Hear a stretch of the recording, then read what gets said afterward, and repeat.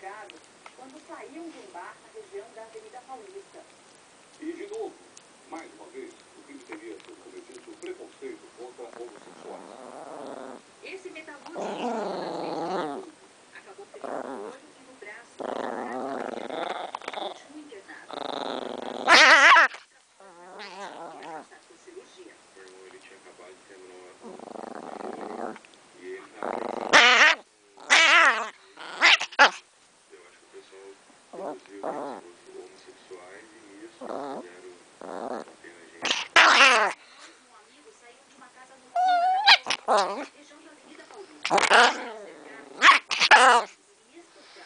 Depois da confusão, as vítimas pararam naquela lanchonete. O que os rapazes não esperavam é que dois agressores vinham atrás.